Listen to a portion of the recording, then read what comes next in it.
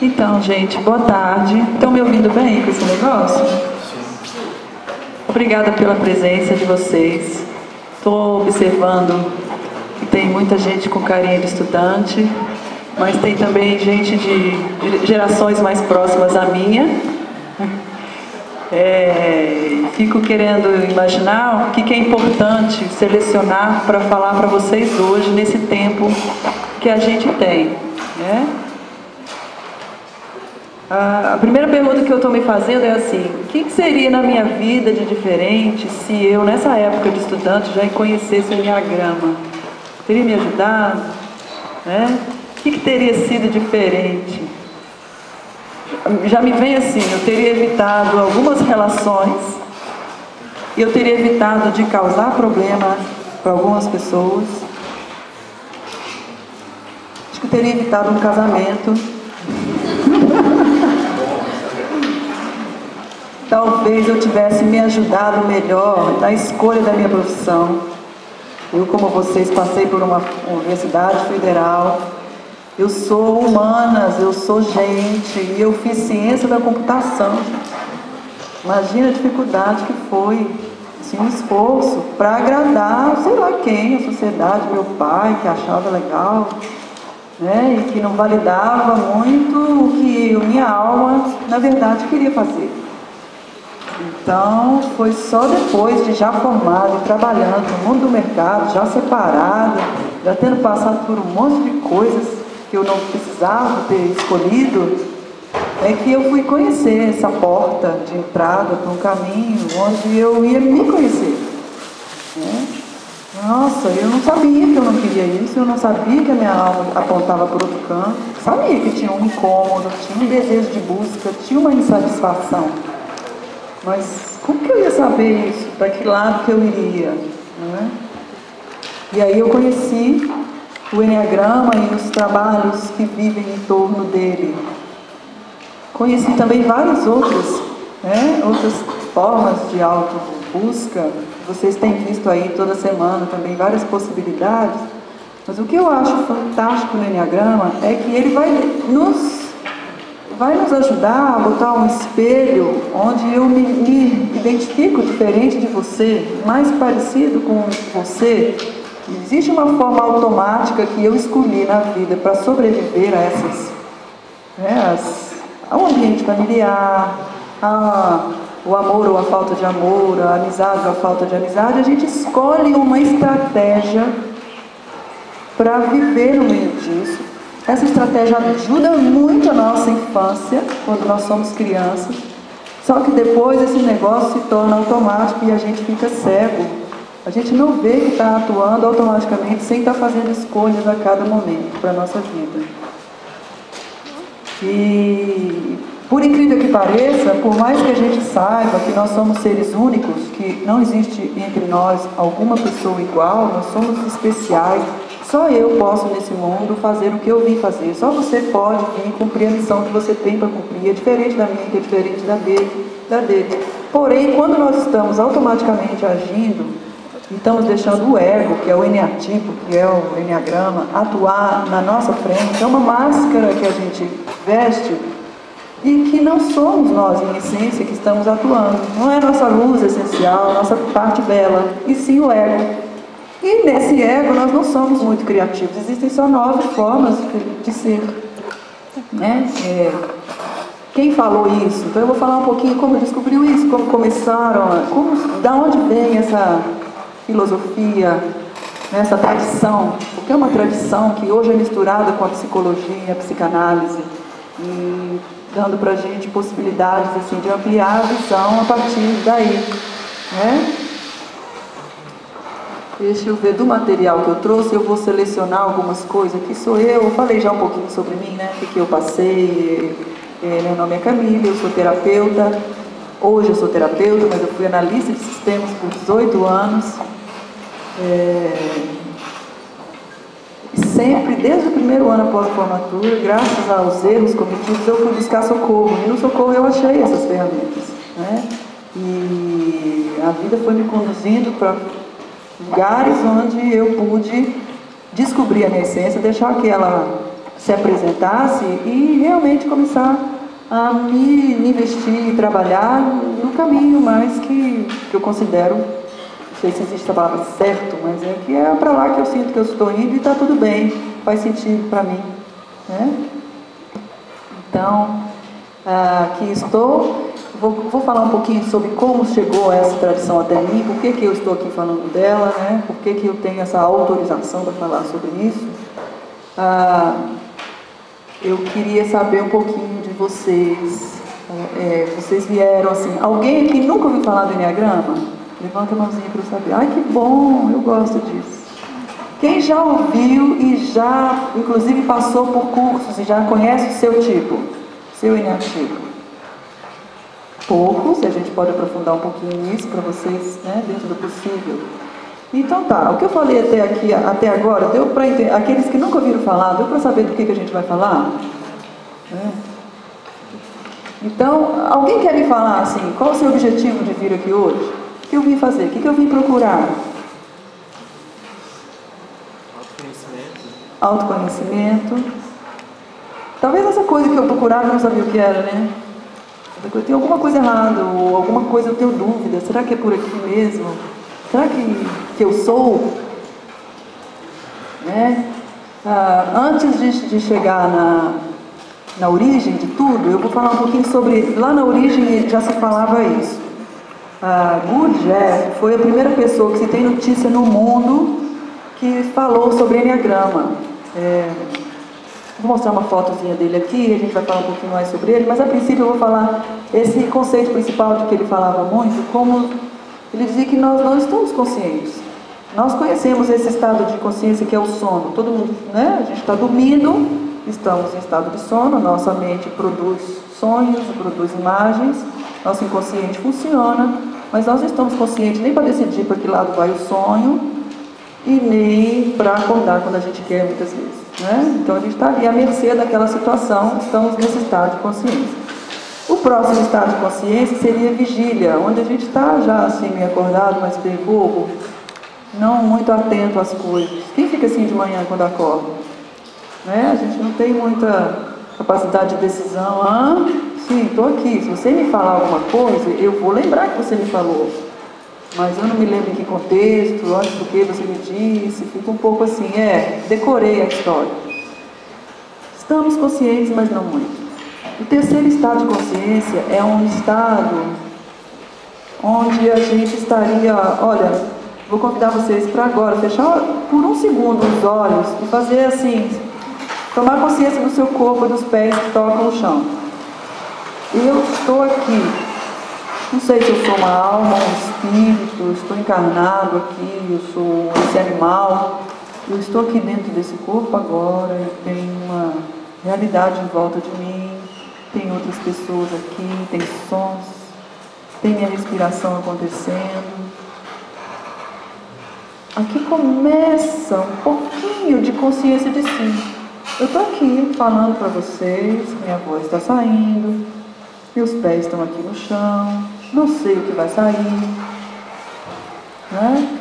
Nós estamos aqui, vocês fizeram as escolhas, estão aqui sentados, foi uma escolha de todos nós estarmos aqui hoje. Começamos a ter um pouco mais de observação sobre a consciência. E depois disso existiria um estado de consciência objetiva, que é o que a gente chama de iluminação. Os santos conseguem isso, os budas chegam a esse estado, que é uma compreensão completa da vida, do mundo, do universo, de nós como seres humanos, né? Então teríamos essas quatro possibilidades de consciência. Quem de vocês arriscaria dizer qual que é o nível desse de consciência onde nós estamos no dia a dia funcionando o tempo inteiro, a grande maioria? Vigília.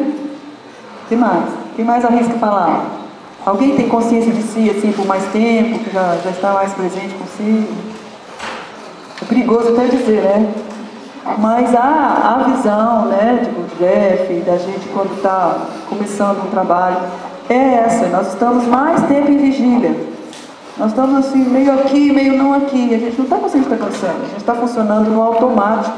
A gente colocou as nossas atitudes e respostas ao mundo para funcionar no automático. Então, de repente, eu tenho um funcionamento aqui, se você fizer uma pergunta para mim, ou se você me olhar com uma cara de que não está entendendo nada, o meu automático já vai ficar, ai meu Deus, estou fazendo tudo errado, não estou falando bem, não estou... E entra naquela história, né, onde a gente responde, reage ao mundo de formas que não são necessariamente o estar aqui, estar presente, estar seguro, estar na vida, me aceitando. Eu sou isso aqui, ó. Vou falar o que eu puder. Se eu não puder estar bem, se você puder compreender, ótimo, graças. Se você não puder, a gente repete. Uma aceitação do que é, do que não é, faz parte de um pouco mais de consciência, né? Então, na verdade, esse estado de vigília é que a gente quer trazer uma consciência quando a gente olha para o Enneagrama e perceber como é o meu automático, como é que eu estou funcionando através disso. Eu falei aqui que nós estamos falando de Enneagrama, vocês já assistiram palestras aqui sobre Enneagrama. Especificamente, eu estou aqui representando a escola de Cláudio Naranjo, que tem uma origem, que eu vou falar um pouquinho dela, etc. Nós temos uma forma de trabalhar, e eu também vou explicar porquê, que é uma forma não muito, como eu diria isso, não muito sedutora. O trabalho com o Enneagrama é um trabalho de coragem, é um trabalho que quem está disposto a ter consciência do seu funcionamento automático, enxergar nele algumas vantagens e principalmente perceber o que esse funcionamento automático não está ajudando nem a mim, nem ao outro e nem à sociedade, porque é algo que causa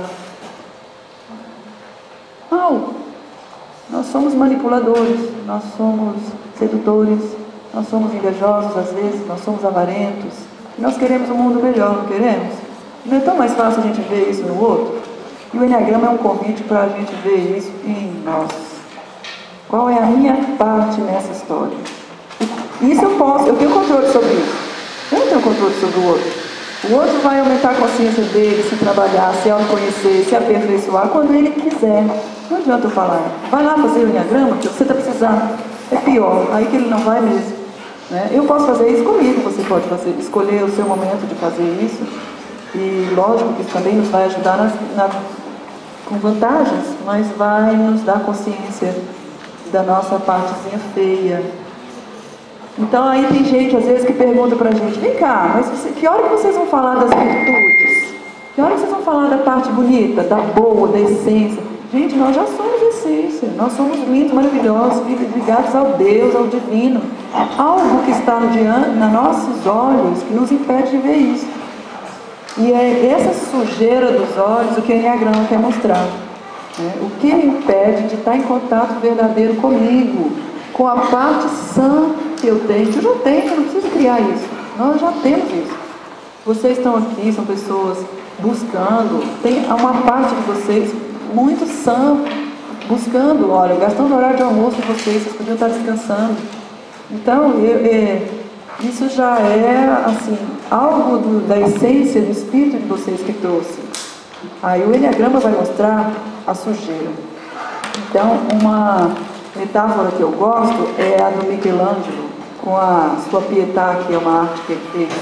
Assim, que fizeram para ele essa pergunta, mas como que você conseguiu, de uma pedra bruta, fazer aquela coisa maravilhosa, né? Que é a Pietà. Sabe o que ele respondeu? Ele falou, eu não fiz nada não, ela já estava lá. O que eu fiz foi tirar o excesso.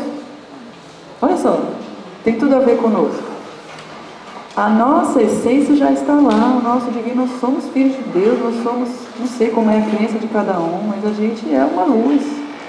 Nós não estamos aqui à toa, a gente está apagando essa luz com objetivos, fazendo coisas que os outros querem, correndo atrás de objetivos que não são nossos. Então a gente precisa descobrir esse excesso para a gente tirar. E o Enneagrama vai mostrar isso. Não vai ficar dando ênfase à sua beleza, olha como você é boa, amoroso. Isso já é. Claro, vai ter um momento onde existe uma atitude mais específica para aquele tipo de eneatipo, que a gente vai falar. Mas não é nada que precisa construir, porque já tem. É só tirar o sujo da frente. Então, aqui está a figura do Enneagrama. Por que chama Enneagrama? Para quem nunca ouviu falar. Ene vem de 9. Grama, figura, é uma figura de 9 pontos equidistantes. Essa figura, ela era usada na antiguidade Fala-se da existência dela até na Atlântida. Não sei nem se a Atlântida realmente existiu, espero que sim. Mas antes de Cristo, milhares de anos, e a gente escuta muitas informações a respeito disso. O que a gente sabe de concreto é que a primeira pessoa que trabalhava com Enneagrama no mundo foi um russo chamado Gurdjieff, e ele aplicava, ele tinha os seus discípulos, alunos, ele era tido como um mestre, fala-se que ele era um Sócrates russo, e ele trabalhava, e ele era muito agressivo, muito confrontador, muito malucão. Ele não ensinava aqui na frente, olha gente, Enneagrama é assim, não. Ele sabia dos eneatipos, ele olhava para você, ele sacava qual que era o seu e começava a trabalhar para você limpar aquilo e pôr para fora. Então, era uma forma, isso era o Enneagrama aplicado à personalidade. Esse nosso estudo é sobre as personalidades. Porque o Enneagrama é usado para astronomia, várias coisas que eu não entendo nada disso, mas eu especificamente trabalho com a parte das personalidades. Essa figura tem umas mágicas muito interessantes em relação ao número 9, quer ver? Algumas poucas que eu sei. 8 mais 1 dá 9. 7 mais 2, 9. 3 mais 6, 9. 5 e 4, 9. 9 vezes 1, 9. 9 vezes 2, 18. 9 vezes 3, 27. 9 vezes 4, 36. 9 vezes 5, 45. 9 vezes 6, 54. 9 vezes 7, 63. 9 vezes 8, 9 vezes 7, 63. 9 vezes 8, 72. 9 vezes 9, 81. Então tudo acaba em 9 aqui. Tem uma coisa com esse número 9 que é uma magia aí que a gente não entende muito bem. Mas o que a gente entende são os 9 tipos de personalidades e como estudá-los. E aqui tem setas que movimentam entre elas, né? Aqui é a parte que a gente fala das origens de transmissão disso. Já falei de Gurdjieff, e antes de Gurdjieff tinha ali as ordens harmônicas da filosofia Sufi. Já ouviu falar na tradição Sufi? Né? Fala-se que trabalhavam com isso lá, mas era uma sabedoria secreta, não se podia contar para as pessoas, falar sobre isso. O Enneagrama já tinham sido aprovados, né? Tipo, olha, você pode ser meu discípulo porque você tem condições de compreender isso e realmente fazer algo útil com isso. Havia muito medo de que isso caísse nas mãos de pessoas irresponsáveis, que fossem usar isso para charlatanismo, para brincadeira, e na verdade não fosse fazer o real trabalho que é necessário ser feito de limpeza mesmo, de autocrescimento, tá? Então aqui a ordem que a gente se fala então na importância dessa transmissão oral de mestre para discípulo, que autoriza um outro, que autoriza mais um, que tem já a experiência necessária e a vivência, porque o Enneagrama não é uma coisa teórica, para poder conhecer e passar por essa sabedoria. Então, Gurdjieff é esse que a gente já falou. Depois tivemos Oscar Ichaço, que é um psiquiatra. Eu vou falar um pouquinho mais deles. Depois passou para Cláudio. Cláudio Naranjo teve influência direta com Oscar Ichaço. Teve uma iniciação com ele. E até aqui ainda existia o Enneagrama assim, meio velado. Existiam as palavras, mas ninguém conhecia bem o conteúdo. E o desenvolvimento das personalidades não era tão completo. Aconteceu que o Cláudio Naranjo era um psiquiatra, psicanalista, muito estudioso das personalidades, e ele, recebendo essa informação, ele desenvolveu todo o conhecimento que existe hoje sobre Enneagrama. Ele desenvolveu, no começo também era secreto, ele aplicava a grupos pequenos, mas as pessoas que participavam desses grupos pequenos começaram a escrever sobre o tema, contrariamente ao combinado, e então ele foi obrigado, há muitos anos depois, também escrever, já que ele não era de acordo com tudo que estava sendo escrito lá, né? Que não era o que tinha saído dele. Então, para mostrar um pouco a linhagem, né? Aí eu venho dele, derivo dele, né? Do Cláudio, e aprendi com Alaor Passos. Alguns aqui já me falaram que conheceram ele, já fizeram esse enneagrama com ele, que ele trabalhava aqui em Brasília com essa história. E outras pessoas que são autorizadas também. Está aqui o Gurdjieff, eu acho importante falar um pouquinho dele, por causa dessa diferença, já que vocês já tiveram contato de enneagrama com algum outro grupo. O Gurdjieff, ele trabalhava assim, ele era uma pessoa muito incômoda, ele olhava para você, você se sentia nu. Ele via tudo e apontava sem nenhum cuidado. E existia uma forma de trabalhar com isso que a gente chama até hoje de ralar o ego, que é exatamente fazer um pouco o contrário do que o ego está acostumado a fazer, o nosso eneatipo, tá?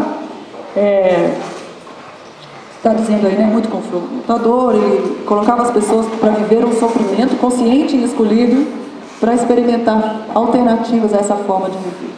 Não vou entrar profundamente em Oscar Ichaço, é um psiquiatra que passou entre Gurdjieff e Cláudio Naranjo, que foi muito importante para Cláudio Naranjo.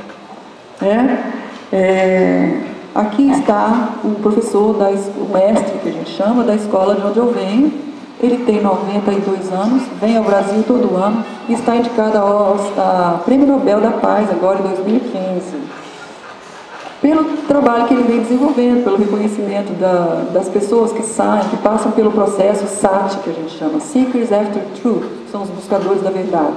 É um trabalho bem profundo, forte, muito desenvolvido, especificamente para trabalhar as pessoas com o olhar. Você é o eneatipo 5, o seu trabalho necessário é esse, não é a mesma coisa que precisa um 8, não é a mesma coisa que precisa um 2. Então, dentro dessa escola tem esse olhar, né? Por isso o enneagrama é a porta de entrada. Aqui a transmissão que foi feita, né? Para mim, Alaor Passos é a pessoa que fazia isso no Brasil até pouco tempo, ele faleceu tem um ano. Foi ele que trouxe o Cláudio para o Brasil e se encantou muito com a técnica, acabou se transformando em terapeuta também, e ele era muito estilo Gurdjieff. Alguns o amavam, outros o odiavam, porque não tinha moleza com ele, não. Ele era... jogava as coisas na cara de um jeito, às vezes amoroso, cruel amoroso. Então, muitas pessoas, principalmente as mulheres, eram doidas com ele. Ele era sedutor e forte ao mesmo tempo. Então, estão aqui as paixões dos eneatipos. Por quê? Eu já expliquei por que a gente usa a parte menos bonita, né? Porque se você for olhar outros desenhos, inclusive o que foi usado para publicidade dessa palestra, você usava lá as palavras do enneagrama que não são as que nós usamos na escola. Mas tudo bem, outras pessoas usam essas palavras para amenizar um pouquinho, para não assustar muitas pessoas, porque a gente usa nome de pecados. Para enfatizar bastante que esse nosso funcionamento, ele é um pecado, mas não um pecado nesse sentido que vocês conhecem. Como é o sentido que vocês conhecem pecado hoje? Alguém me fala? O que é pecado?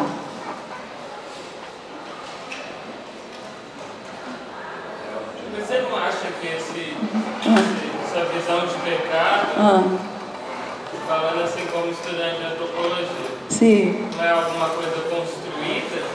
Exato. Você analisar uma pessoa por meio dessa construção já é alguma coisa... Você conhece a origem etimológica da palavra pecado? É completamente diferente ao que a gente ouve historicamente da igreja. Nada a ver com isso. O pecado, antigamente, e vem da origem grega, é assim, não tem um alvo que a gente brinca de tiro ao álvaro? Aquele ponto que é o nosso alvo, e eu acertei aqui, essa diferença de onde eu acertei para onde eu tinha que acertar, é o pecado. Isso é pecado. Essa diferença da minha essência, do que eu sou, da beleza, da minha ligação com o divino, com o que eu estou atuando aqui no mundo, é o meu pecado. Simples assim. Não é um pecado que eu estou fazendo mal para Deus, vou para o inferno, e que isso me faz uma pessoa excluída, nada disso. Isso me inclui e me mostra excessos que eu posso purificar, tá? Então é importante explicar isso por causa disso. Não estamos colocando ninguém na forca porque você será um pecado, vai queimado nas fogueiras, nada disso. Muito pelo contrário, é um trabalho de autoaceitação. E para evitar aquela história de eu, manipulador, nunca. Porque é feio, todo mundo fala que é feio, que é pecado. Eu não vou aceitar isso em mim. Eu não aceito em mim, eu tiro parte de mim, escondo debaixo do tapete, eu fico incompleto. E se eu aceito que eu também tenho isso, ai, que bom, que alívio. Eu faço às vezes. É bom eu ter consciência de quando eu estou fazendo, perceber na hora e escolher se eu quero mesmo naquele momento manipular, se é importante, ou se eu estou fazendo uma coisa que eu escolho não fazer. Então é muito legal a gente ter essa consciência, sabe? A gente eu tenho inveja, que coisa feia. Eu tenho. Você não tem, não? Ah, você só não sabe. Então, a gente se engana muito, sabe por quê? Para ser aceito, para ser amado, para ser bonitinho da mamãe, para ser o namorado perfeito. E o que acontece lá no final? Essa mentira vai aparecer, alguma besteira vai acontecer lá na frente. Se a gente já se aceita e já se apresenta assim, o outro já nos ama assim, olha que maravilha. Então, eu sei que você de vez em quando dá esse defeito aqui. Eu amo, eu vou aceitar um pouquinho, mas olha, com limite, se trabalha também, porque demais não dá, né? Então, até relacionar fica melhor. E o objetivo, um dos grandes objetivos aqui é melhorar muito as relações. O grande objetivo lá na frente é iluminar, para quem quiser, tem a possibilidade, né? Então, quem são os pecados usados aqui? Número 1, a gente usa a ira. Número 2, o orgulho. Número 3, vaidade. Vaidade está entre os pecados capitais? Não, porque são 7, né, da igreja, aqueles horrorosos que botem a gente na forca e que nos incluem como excluídos. Mas a vaidade foi incluída aqui, eu vou explicar por que ela e não outro. A inveja a gente conhece, a avareza também. O medo não era pecado capital. A igreja não achava que o medo fosse pecado, né? Dá para imaginar alguns motivos do porquê. Era correto temer a Deus, era bom ter medo da igreja, mas o medo também é um dos pecados que nos distancia da nossa essência. Gula, luxúria e preguiça. Na verdade, cada personalidade dessa não é exatamente essa palavra como vocês estão imaginando. Tem um pouco, mas é preciso explicar um pouquinho de cada um, e eu vou tentar nesse tempo falar um pouquinho de cada um deles. Eu vou pular isso aqui, não é importante. É importante eu falar desses 3 centros aqui.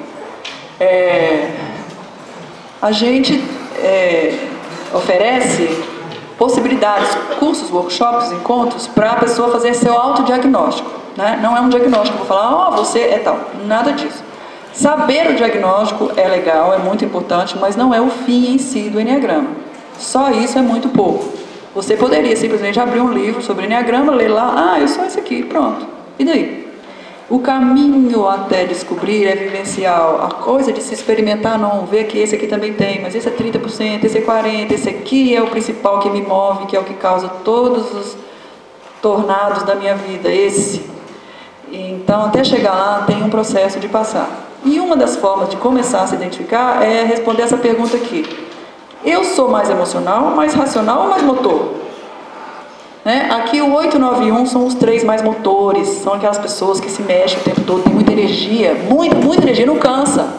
Eles não pensam para fazer e nem tem muita ligação com o emocional. Eu fiz isso, não devia ter feito, que horror. Não, vai, eles vão. Depois eles vão ver que fizeram besteira, às vezes até arrepende, nossa, fiz isso, que merda, agora vou ter que consertar tudo. Mas eles vão, tá?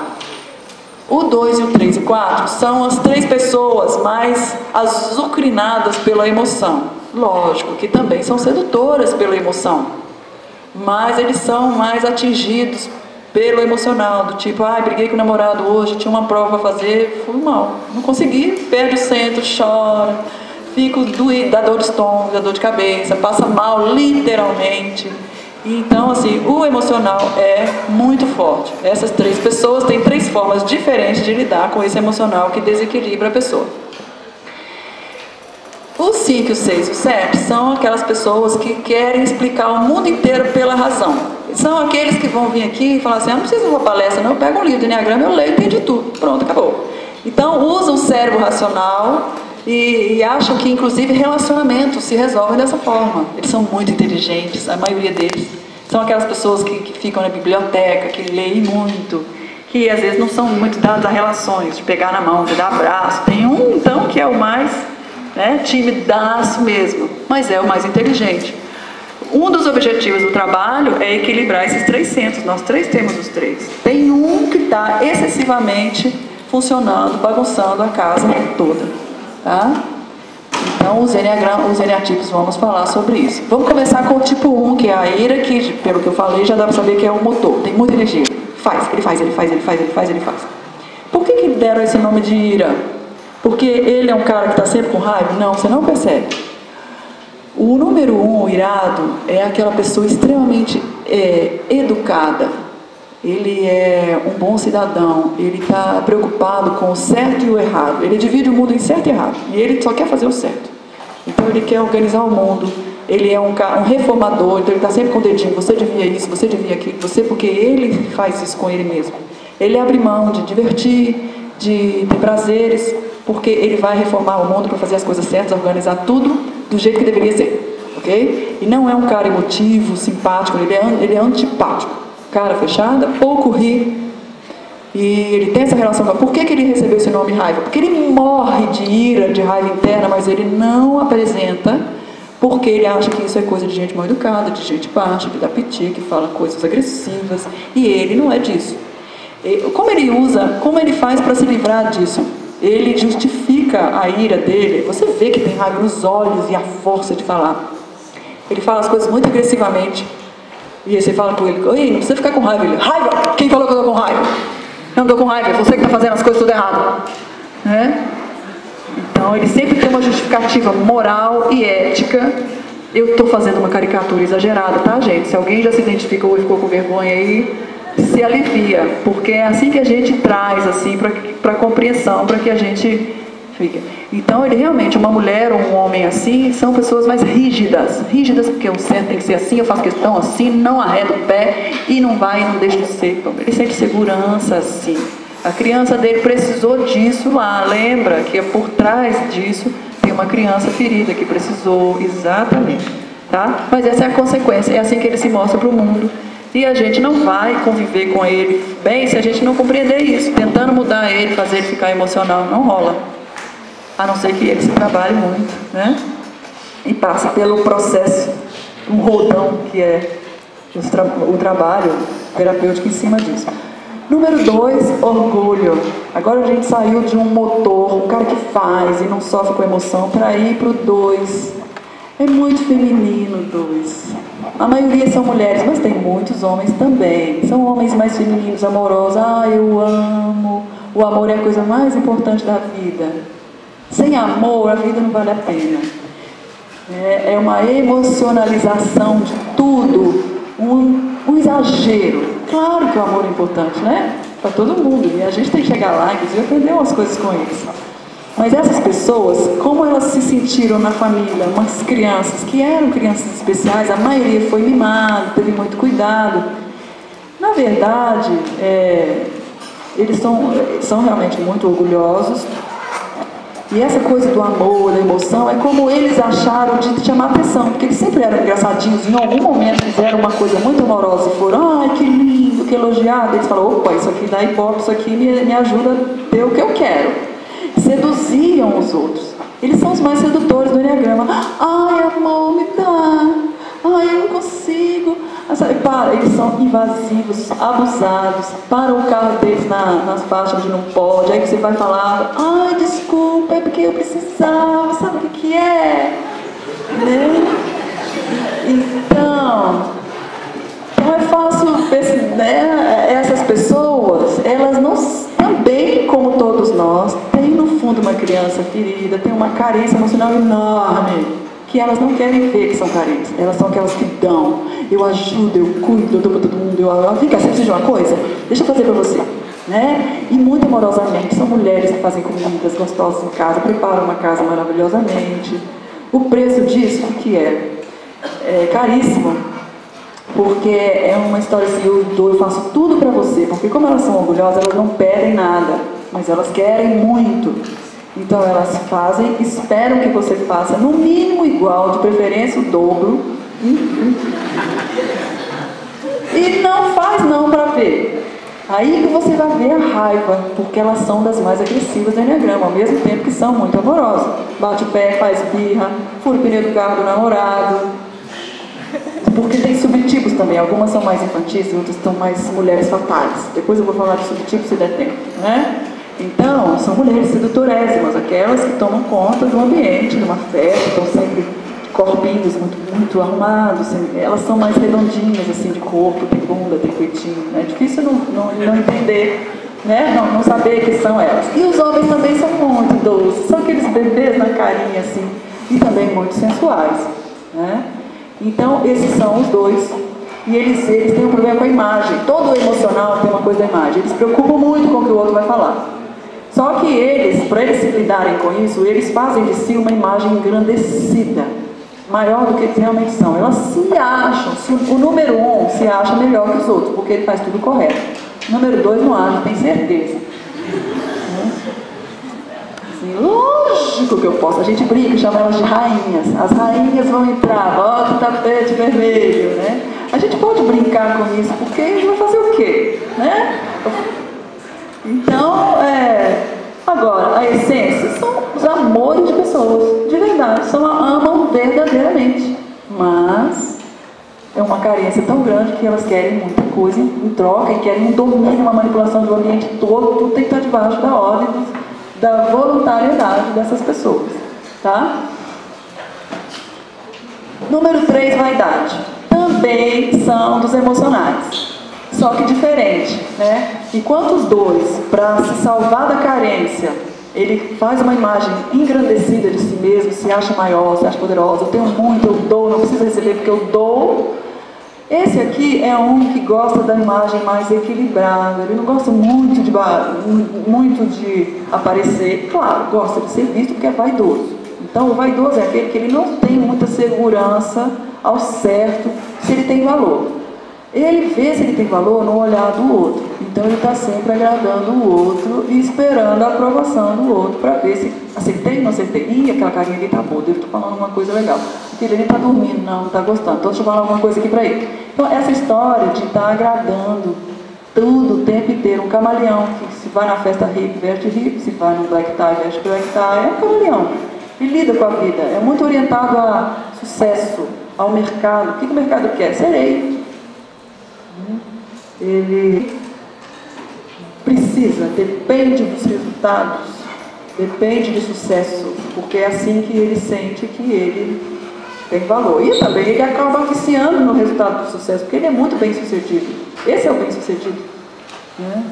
É difícil essa pessoa querer se trabalhar, porque ele fala, estou me dando bem em tudo, para que eu vou fazer isso? No fundo ele não sabe quem ele é de verdade, o que ele ama, o que ele gosta, o que ele quer.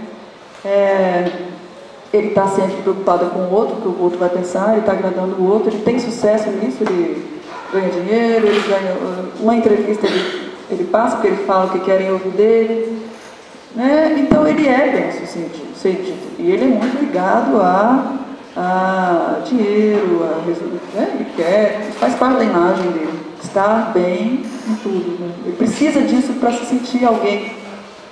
Então esses são os problemas do vaidoso. Ele é poderoso, ele é bem sucedido, mas ele é emocionalmente suscetível. Quer ganhar uma pessoa dessa? Elogia. Quer acabar com ele? Critica. Né? Ele é muito vulnerável a isso tudo. Então, a inveja é um terceiro dos emocionais, né? Esse invejoso, ele também é muito emotivo, muito sensível. Ele, como que ele faz? Ele também é preocupado com a imagem. Esse, na hora que eu falar, todo mundo vai imaginar, vai lembrar de alguém que conhece. Nossa, conheço alguém que é assim. O invejoso é aquela pessoa que ele tem uma autoimagem diminuída de si mesmo. Ele se vê pior do que ele é. Ele se acha uma bosta. Ele não sabe de nada, estuda e ainda acha que não sabe nada. Se acha feio, tem vergonha, tímido. Nunca acha que está bom para a coisa. Claro, tem subtipos, e tem um deles aqui que parece muito forte, muito poderoso, mas todos eles estão por dentro se sentindo cocô. Então eles reclamam de tudo, são os insatisfeitos do Enneagrama. São aquelas pessoas que dizem assim, Deus, dor, ninguém me ama, ninguém me quer, fulano falou aquilo, era para mim. Leva tudo no pessoal, falando mal de alguém, era por mim, tá vendo? Ninguém gosta de mim. E aí, ele tem uma doença de se comparar com o outro, ele sempre acha que ele perde. Está sempre se comparando. Fulano fez um trabalho melhor que o meu. A fulana cortou o cabelo, é mais bonito que eu vi. A fulana tem uma casa, é melhor que a minha. E não é porque eles são tão assim que eles acabam trabalhando muito para se igualar e eles pedem demais. Tem uma frase que funciona na cabeça deles, que é aquela assim: quem não chora não mama. Então eles choram. Ah, meu Deus, que sede. Tem uma piadinha que a gente conta deles, que é assim, né? Tinha uma senhora desse tipo num trem, um trem daqueles de viagem antigo, onde as pessoas vão dormir de madrugada. E aí chegou a noite, hora de apagar as luzes, todo mundo se arrumando no cobertor. E aí, de repente, essa senhora começou: ai, que sede que eu tenho. Aí as pessoas em volta, assim, ainda: será que alguém vai acudir essa senhora, não vai buscar água?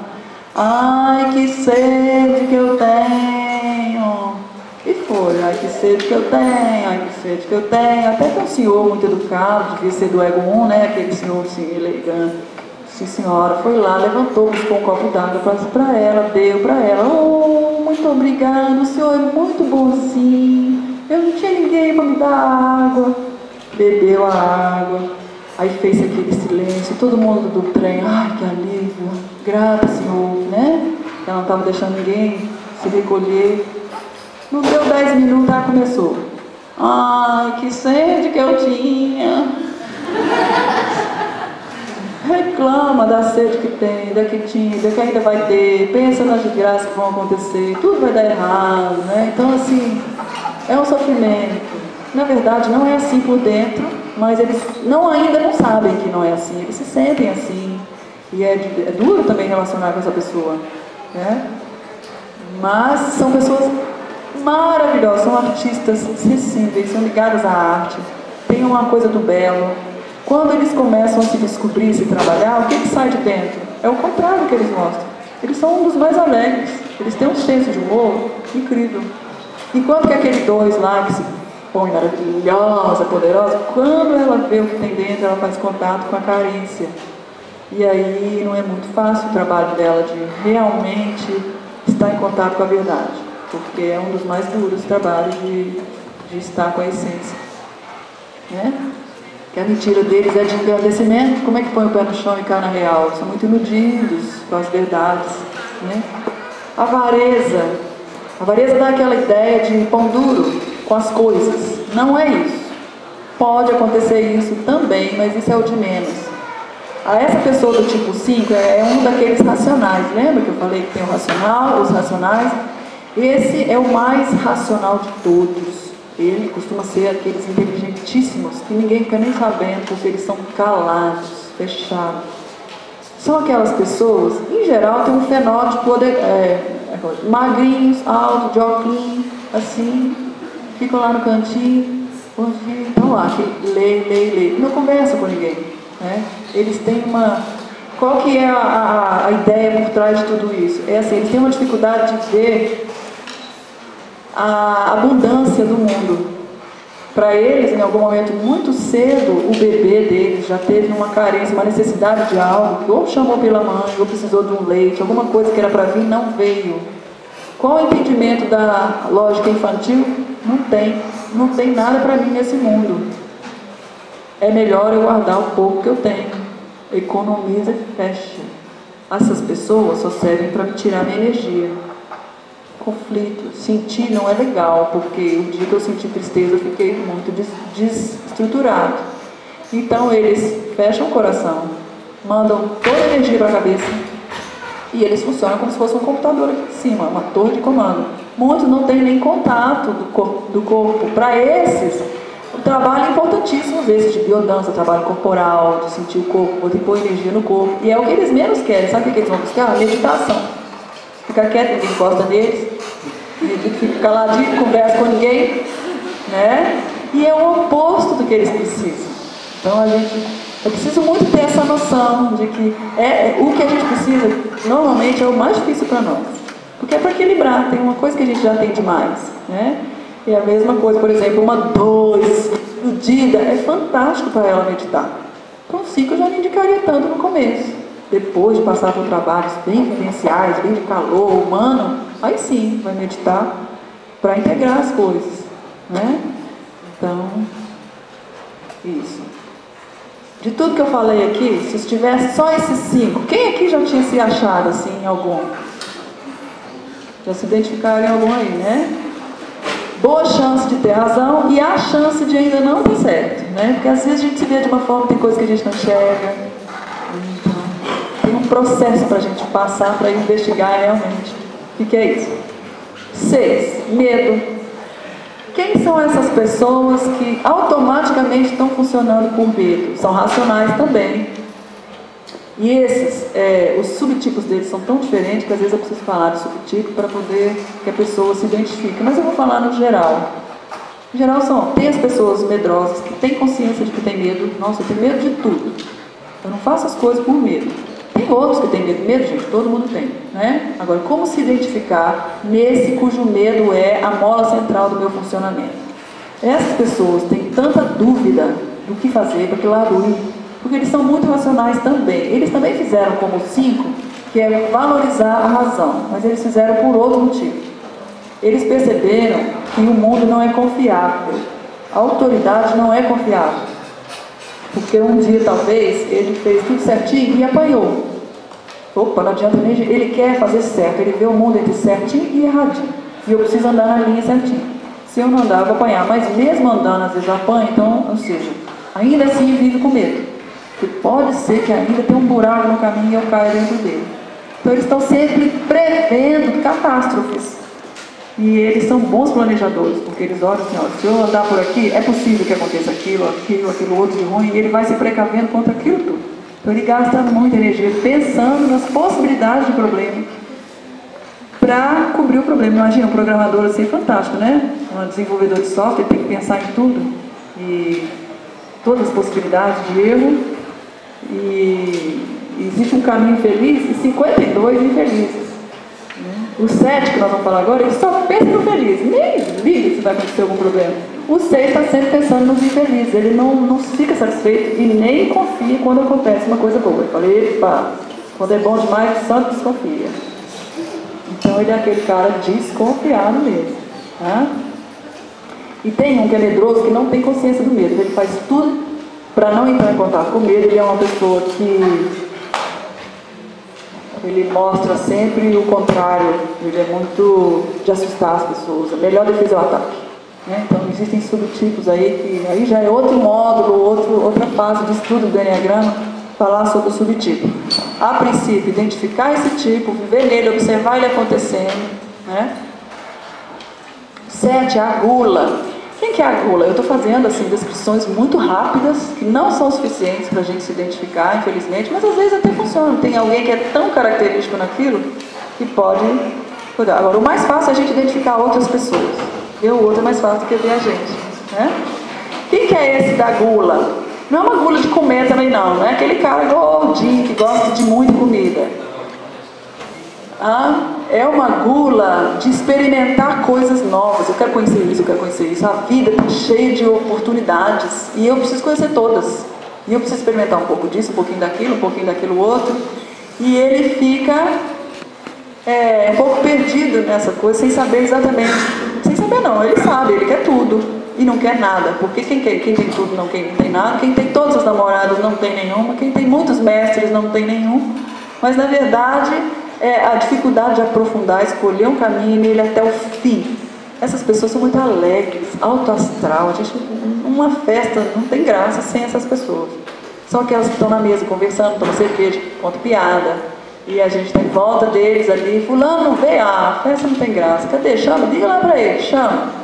Porque é aquela pessoa alto astral. Sabe por que eles são alto astral? Eles têm horror à dor, sofrimento, conversa baixo astral. Nada disso serve para eles. Então eles são aqueles amigos excelentes para você ter nas horas boas. Não fique triste, não tenha um problema de doença, porque não é com ele que você vai contar, porque nessa hora ele vaza, né? Porque realmente ele tem muito pavor, ele tem uma dificuldade de empatia com a nossa dor, assim, né? E claro, a criança ferida dele tem as dores que foram demais para ele. Em algum momento ele teve que desconectar completamente tudo disso. Quando ele vê alguém em sofrimento, ele faz contato com aquele pavor da criança, né? Então, ele não quer. Não quer mesmo, a vida não é para isso, a vida é para a gente ser feliz. Eu vim aqui, fui para curtir, eu não vim aqui passar nada difícil. E se esse trabalho aí de Enneagrama for muito sofrido também, me deixa como tá, não quero não. Mas é interessante que eles gostam muito, né? Eles gostam muito, eles vão até um ponto, mexeu demais na dor, eles falam, opa, deixa eu voltar para minha alegria aqui, para minha Disneylândia, tá tudo muito bom, tá tudo muito bem, né? Mas eles molham o pezinho lá, eles molham e voltam, depois molham e voltam. O importante é mergulhar e atravessar. E aí a gente ganha o quê? Resiliência, capacidade de ver a dor, estar com a dor do outro. Como é que é relacionar com um cara desse, com uma mulher dessa? Você não pode ter problemas. Não é? Ele tem paciência comigo. Ih, que saco, começou esse papo outra vez. Né? Papo de reclamão. Sai pela esquerda. Aí é engraçado a gente ver as relações, né? É comum, não sei porquê, um cara 7 se casar com uma mulher 4, que é aquela reclamona, chora, porque ela é muito emotiva e ela dá muita segurança, e eles são inseguros, eles querem saber qual é a mulher que não trai. Eles podem trair à vontade, mas as mulheres não podem. Então eles querem saber daquela mulher que não trai, entendeu? E o 4 dá muita segurança, ela se acha tão cocô que de ter você que me ama já é muito. Eu amo! Ela chega a falar, se você me largar eu vou morrer, eu me suicido. Né? Algumas mais doentes assim, entram muito nisso. Então ele fica com ela porque é segura, ela adora ele porque ele dá uma alegria que ela precisa, que ela gosta, mas na hora, se tem um velório e uma festa no mesmo dia, não se entendem. Ela quer ir pro velório. E ele não, ele vai pra festa. Né? Então tem esses conflitos. E é muito legal ver que pessoas assim sobrevivem a isso, se trabalham e percebem como que a relação com o outro é enriquecedor para eu trabalhar o meu ego, né? E como ele vai ganhando empatia, como ela vai ganhando alegria, vai deixando de lado essa coisa de ser um cocô que ela não é, que ela vê que a forte da relação é ela, aquela que carrega a casa, carrega as coisas, faz tudo acontecer, e ele é mais preguiçoso, sabe? Aquele cara assim, não, faz pra mim. Então se aprende muito na relação. 8. Luxúria. Esse é um cara que dificilmente a gente vê aqui em sala de aula, dificilmente vem para o curso de Enneagrama, a gente às vezes até convida de graça para vir para um curso, e eles falam, de graça só, você não vai me pagar não?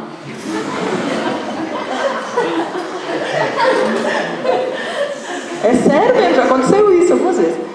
E aí, eles são os caras assim, ligados à intensidade. Eles são aquelas pessoas muito fortes entre os motores. Lembra aqueles que saem atropelando e não prestam atenção nas coisas? Saem atropelando e fazendo. Esses são os mais atropeladores, são os mais tratores, são os mais inconsequentes. Eles e elas, tem muitas mulheres hoje assim nesse mundo mesmo, né? Muitas mulheres. Aquelas pessoas fortonas que falam assim, e aí, vai encarar, é pra porrada. Por que eles chamam luxúria? Eles precisam de intensidade para se sentir vivos. Por quê? Eles veem a vida entre fracos e os fortes. E eu sou dos fortes. Se é para ter oprimido e opressor, eu oprimo, tá?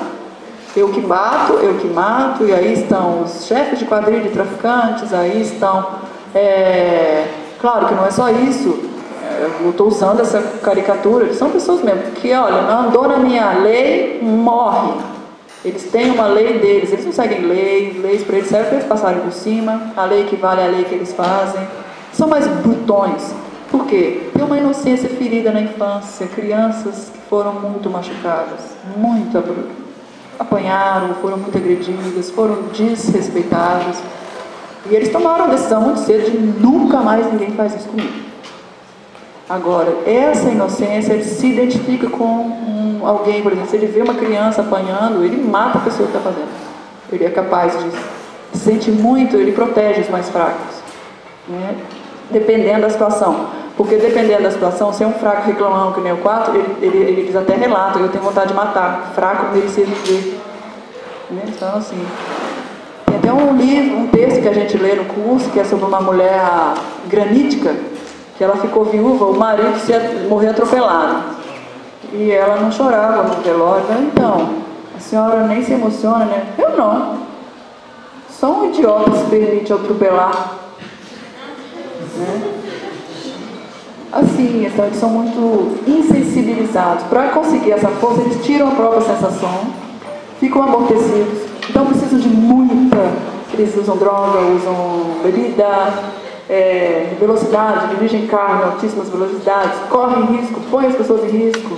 Né? São pessoas, a gente poderia dizer personalidades que a gente conhece que são desse tipo, mas eu vou deixar isso para lá, porque pode ter muitos ideais políticos aqui diferentes e aí a gente pode provocar coisas desnecessárias.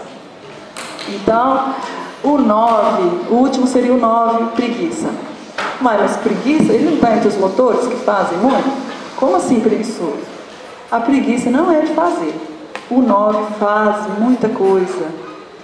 Ele está sempre fazendo uma coisa. Ele se mexe para lá, se mexe para cá. Esses sim são os mais gulosinhos de comida. Eles comem mais. Eles têm um vazio existencial. Esses são os mais desconectados. Quase que a gente pode dizer que esses nem